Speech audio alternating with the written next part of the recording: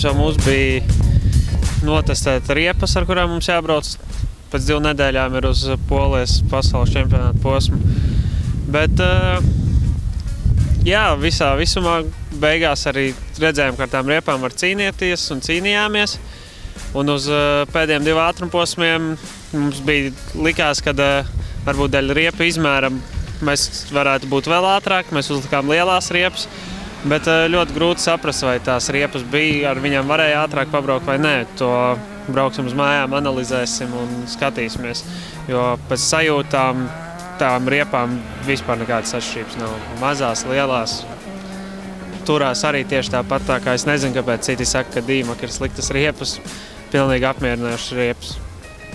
Salīdzinot ar to, kas būs Polijā, cik daudz jānobrauc un cik daudz darba jāizdara, tad šitas ir kaut kāds tāds sprintiņš.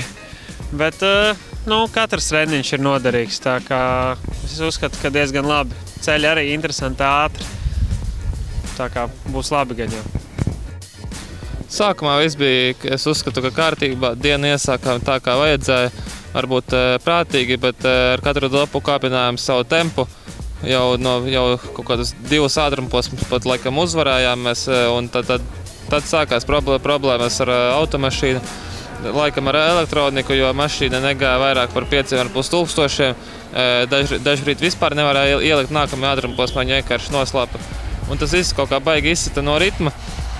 Tad gan aizbraucām uz servisu parku un kaut ko novērsa, kaut ko nē, bet tā raustīšanās un neiešana palika un vienā līkumā noslāpa automašīna un tad vairs nevarēja izvilkt. Un tad iebraucām pļavā un pļavā tur bija tāda metāla bļoda, kura govis zer ūdeni, un tajā bļodā arī iebraucām un mazliet apskādējām mašīnu. Bet tad atkal uz nākamo ātrumposmu ar visu raustīšanos nobraucām diezgan mierīgi un taisni, un arī rezultāts nav slikts.